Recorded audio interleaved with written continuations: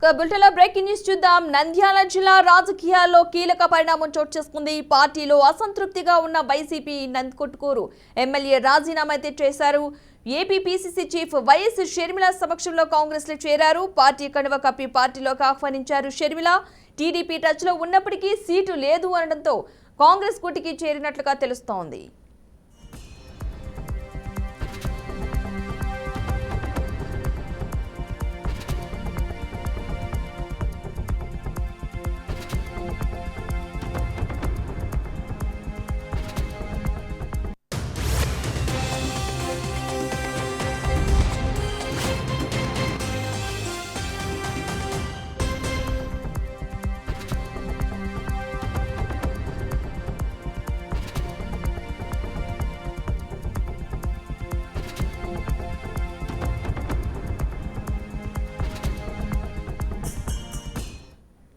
నంద్యాల జిల్లా రాజకీయాల్లో కీలక పరిణామం చోటు చేసుకుంది. పార్టీలో అసంతృప్తిగా ఉన్న వైసీపీ నందికొట్కూరు ఎమ్మెల్యే రాజీనామా చేశారు.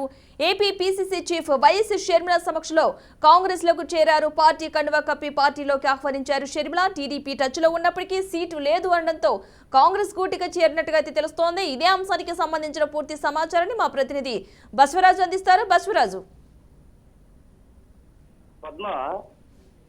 ఎమ్మెల్యే ఆర్తరు వైసీపీ ఎమ్మెల్యే ఆర్తరు చాలా రోజులుగా పార్టీలో ఎమ్మెల్యేగా ఉన్న అసంతృప్తిగా ఉన్నారు. గత 2 ఏళ్లుగా ఆ నియోజకవర్గంలో పాత ఆర్తర్కు మధ్యన తర్వాత మన సమన్వయకర్త బైరెడ్డి సిద్ధార్థ రెడ్డికి మధ్య విభేదాలు అయితే బహిర్గతం అయ్యాయి. అంటే పవర్ ఒకరికి అనే ఒక దాని మీద ఎమ్మెల్యే గారు చాలా అసంతృప్తిగా ఉన్నట్లు తెలుస్తా ఉంది మనకు.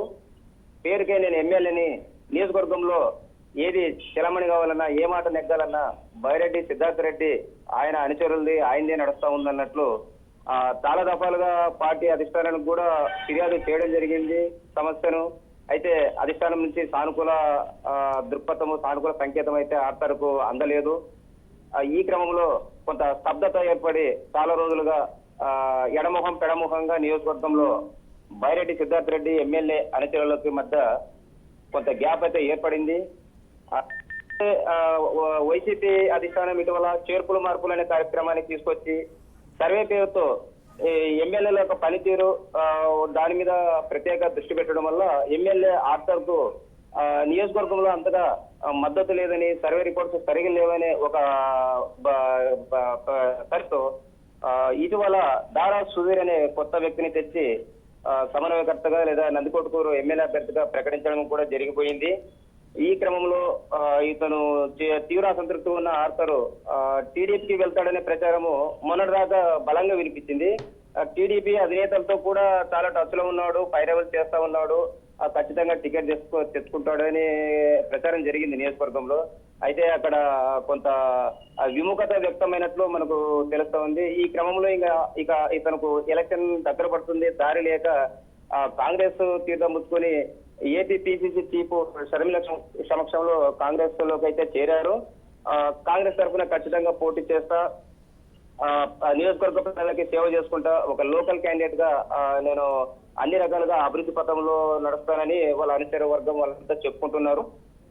వైసీపీ ఏదైతే ఈ ఎమ్మెల్యేని పదవి ఇచ్చారో 5 సంవత్సరాలు, అంటే నామినేటెడ్ మార్కెట్ యార్డ్ చైర్మన్ గానీ లేదా ఇతర నామినేటెడ్ పదవులు అన్నిటిలోనూ బైరెడ్డి సిద్ధార్థ రెడ్డి ఆయనదే మాట నెగ్గింది, నా మాట నెగ్గలేదు.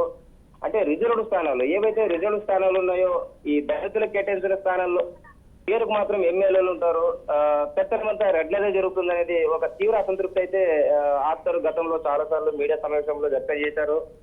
పలు సందర్భాల్లో ఈ జిల్లా కాంగ్రెస్ పెద్దలు కూడా ఆయన్ని కొంచెం కట్టడి చేసి మీడియా ముందుకు రాకున్నట్లు కూడా అడ్డుకోవడం జరిగింది. ఇట్లాంటి పార్టీలో ఇక మనం ఎన్నాళ్ళు ఉండలేము, ఇక్కడ అసలుకోలేమనే ఒక నిర్ణయానికి వచ్చేసి ఆర్తర్ తన అనుచరగణంతో పార్టీని విభేదించి పార్టీ నుంచి కొంచెం డిస్టెన్స్ అయితే మెయింటైన్ చేశారు.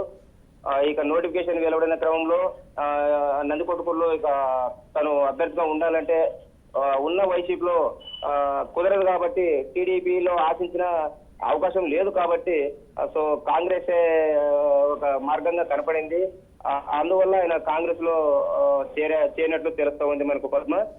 త్వరలోనే అనుచరగణంతో కూడా కాంగ్రెస్ లో అంటే నియోజకవర్గంలో ఒక సమీక్ష సమావేశం ఏర్పాటు చేసుకొని అంటే ఇప్పుడు రాబోయే ఎలక్షన్స్ లో కాంగ్రెస్ తరఫున ఎలాంటి ప్రణాళికతో వెళ్ళాలి, ఇటు వైసీపీని కానీ అటు టీడీపీని కానీ మనం ఎలా ఎదుర్కోవాలనే కార్యాచరణ ఆయన చేస్తున్నట్టు తెలుస్తా ఉంది. అంటే తనకు మంచి ఉంది, తనకు అనుచర గణం ఉంది, ఆ నియోజకవర్గానికి నేను మంచి చేశాను, చెడైతే చేయలేదు, తన మీద ప్రజలకి అన్ని వర్గాల ప్రజలకి అపారమైన నమ్మకం ఉంది.